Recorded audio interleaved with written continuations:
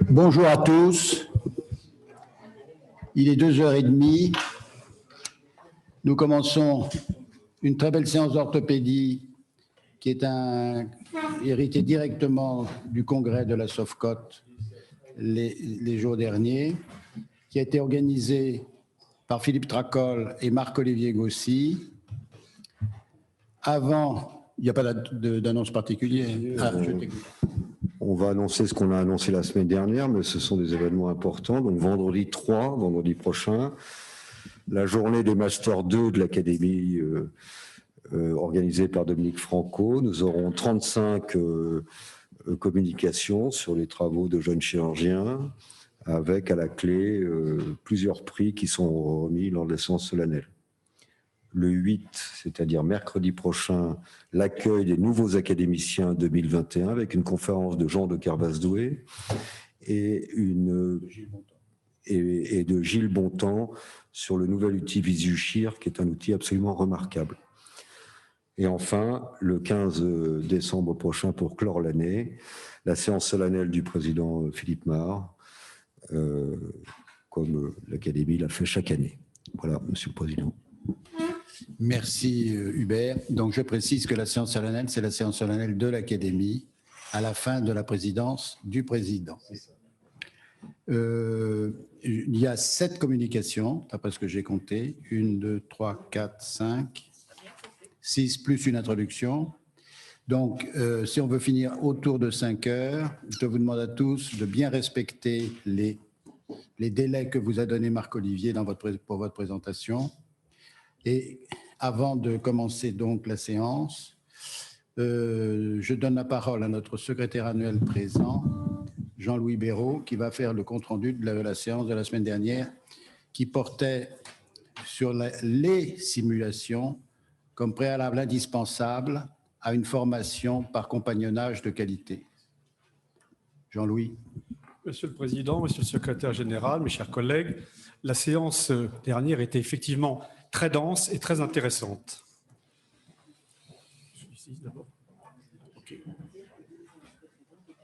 Voilà. En introduction, le Président a précisé à nouveau que la simulation favorise et prépare l'essentiel de la formation du chirurgien, qui est le compagnonnage. Dan Benhamou, qui est le coordinateur, qui est anesthésiste-réanimateur, a présenté la Sofrasims, qui est une société savante dont le but est de favoriser le développement, l'analyse et l'utilisation de la simulation dans le domaine de la santé. Elle a été créée en 2014. Le développement est beaucoup plus avancé en Amérique du Nord puisque ça a débuté en 1969. Pourtant, on sait que la pédagogie active présente des avantages indiscutables. La mise en place des examens cliniques objectifs et structurés des études médicales va mettre en valeur la simulation qui sera procédurale, étendue aux compétences non techniques et aux relations humaines. On utilisera des mannequins procéduraux ou autres des fidélités, réalité virtuelle, jeux de langage, d'analyse conversationnelle, mais il y a quelques difficultés, bien sûr. Les besoins sont immenses et le personnel est limité. Enseignants, ingénieurs pédagogiques, logistique diverses. Le coût d'un matériel sophistiqué est majeur, la maintenance technique est importante. D'autre part, l'évaluation scientifique de l'efficacité dans le domaine de la santé est difficile. Enfin, il faut régulièrement reprendre la formation. La simulation est en train de trouver sa bonne place pour l'apprentissage. Question, Philippe Marre, un commentaire. En chirurgie, les séances de simulation devraient être vite suivies du compagnonnage en salle d'opération pour être efficaces. Une question par le canal vidéo. Combien de formateurs pour un médecin formé? Le ratio doit être faible et donc il faut beaucoup de formateurs. Philippe Marre rappelle que pour l'apprentissage du robot, il y a aussi un technicien. Bernard Launois, que fait l'État? La simulation apparaît dans les textes de loi. Cette année viennent les premiers financements des 2 ministères concernés pour aider à la réforme du 2e cycle. Albert-Claude Benhamou, un commentaire, il y a une position très forte de la conférence des doyens sur l'importance de la simulation dans les maquettes. Le développement est important. Citons à Amiens le centre Simu Santé, véritable hôpital virtuel qui est polyvalent. Dan Benhamou, un commentaire. Signalons que des appels à projets dispensés par les ARS ont déjà donné lieu à des financements. Bernard Launois, il y avait un magnifique centre monté à Nice par Daniel Béchimol, fonctionne-t-il toujours? Oui, ce centre fonctionne actuellement sous l'impulsion de Daniel Chevalier, urologue. Ensuite, Gabriel Seydoun, président du Collège des jeunes chirurgiens, a rapporté une enquête sur le ressenti de l'enseignement par simulation. Cette enquête a montré que la formation des jeunes chirurgiens, en raison de la responsabilité et du risque, est en constante évolution. Le compagnonnage en salle d'op doit être complété par d'autres méthodes d'enseignement. La réforme du troisième cycle, qui a débuté en 2017, prend en compte les nouvelles techniques de simulation. La répartition est encore assez hétérogène en France, avec une absence pour l'instant dans certaines villes universitaires. L'enquête fait l'état des lieux de la formation. Un sondage comportant 29 questions, réalisé sur 6 mois en 2021 chez les internes et chefs de clinique, a obtenu 36% de réponses. 44% n'ont pas accès à la simulation. Seuls 8% ont un accès aisé au centre. Le centre se trouve à l'université, 53%, à l'hôpital, 14%, et dans un centre indépendant, 37%. 65% des internes sont inquiets pour leur formation pratique, 47% des assistants et chefs de clinique.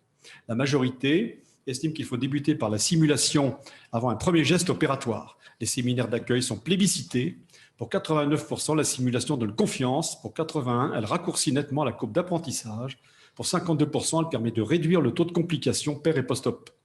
Pour plus de 80%, le travail relationnel, comportemental en équipe n'est pas assez étudié. Avant les questions, une deuxième communication, Astrid Herrero de Montpellier, sur les simulations comme préparation au compagnonnage. La nouvelle faculté de Montpellier, récemment ouverte, a offert des conditions optimales pour la simulation. Mais il a fallu équiper les locaux. Nous avions déjà une formation à l'école de chirurgie sur 3 jours, puis nous avons élargi pour une formation multiprofessionnelle en simulation au bloc avec des pelvitrainaires fournis par l'industrie. Nous avons mis au point une semaine, SIMWEC, formation sur 5 semaines par an. Cette formation est élargie au personnel paramédical, notamment les IBOD. Différents types d'ateliers sont définis avec des niveaux précisés par l'équipe pédagogique. L'interdisciplinarité permet de favoriser le travail en équipe. Le matériel peut être mutualisé avec d'autres universités.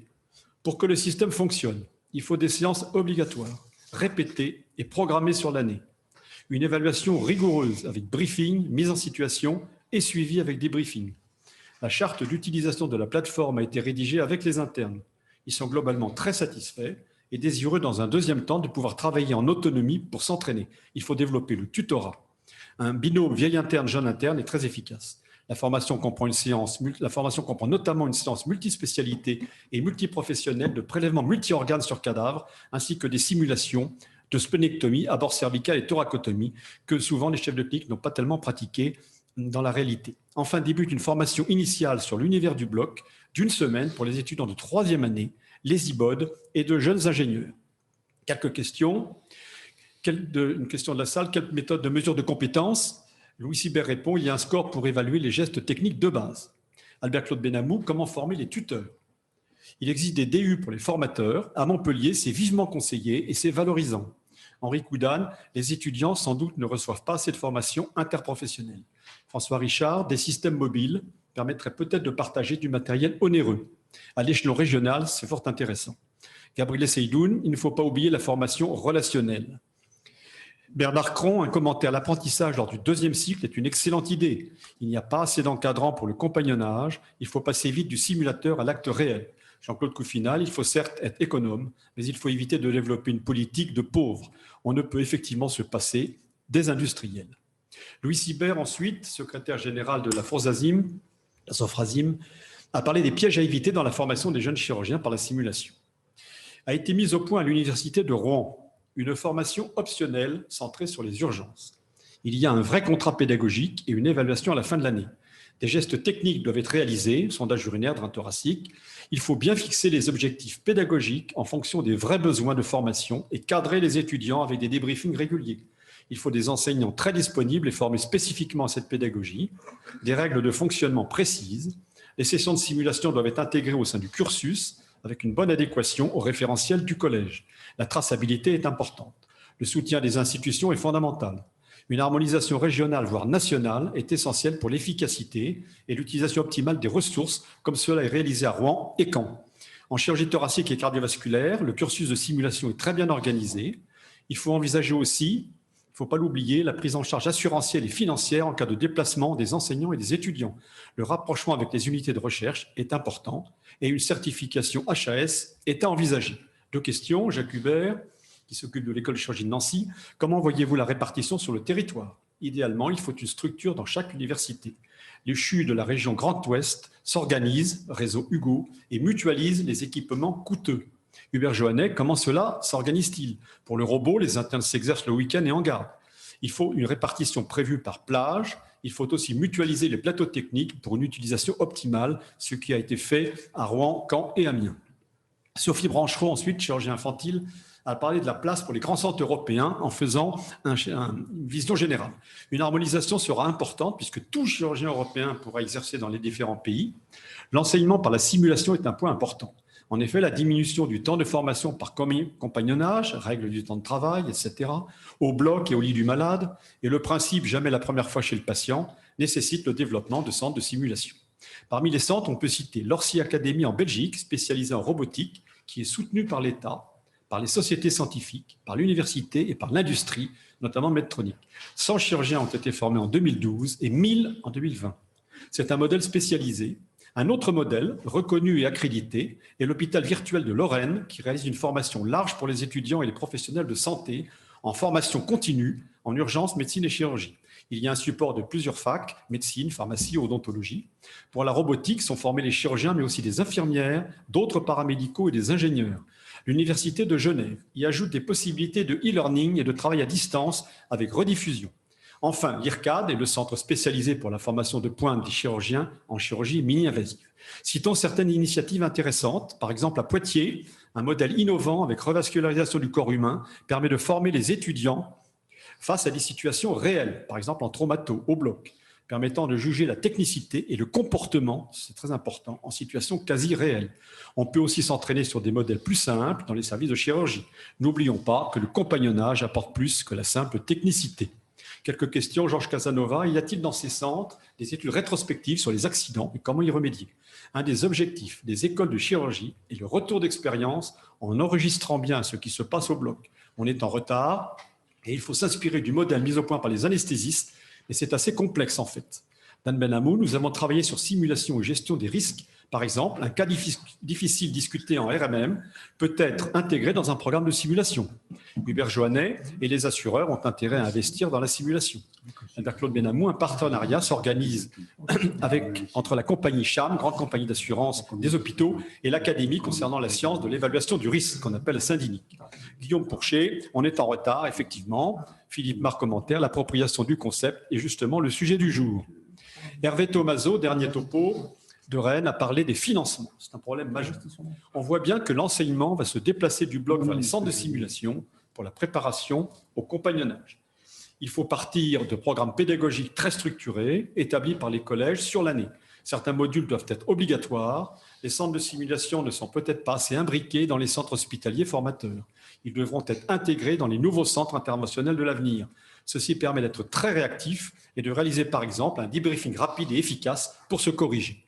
La recherche en pédagogie est également importante. Ce que l'on fait doit être validé. Actuellement, les coordinateurs de DES doivent mettre en place la simulation procédurale, organique et anorganique dans toutes les UFR qui en sont responsables pour les 12 spécialités de chirurgie.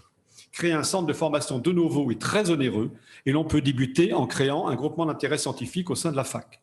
Il y a aussi les écoles de chirurgie, les labos d'anatomie très anciens.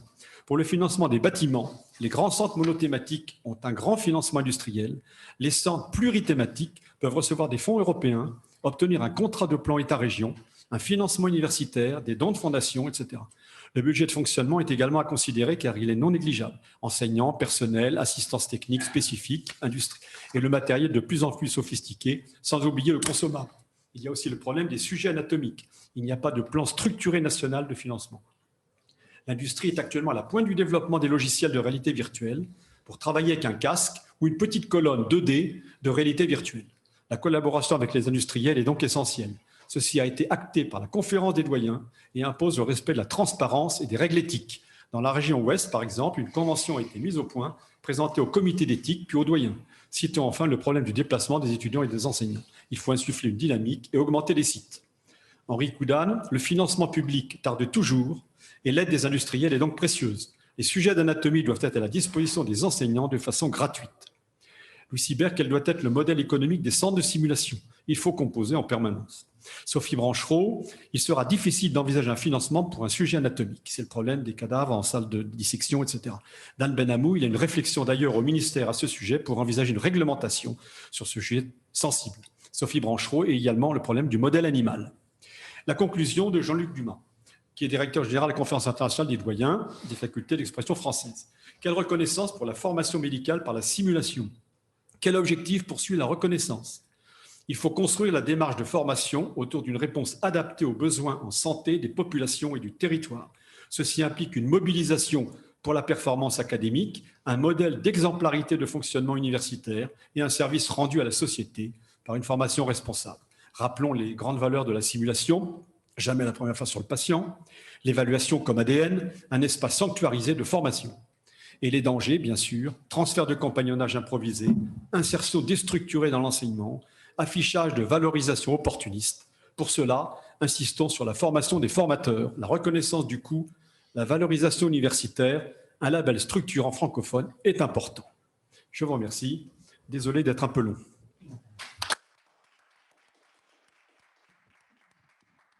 Merci beaucoup, Jean-Louis. C'était très, très bien.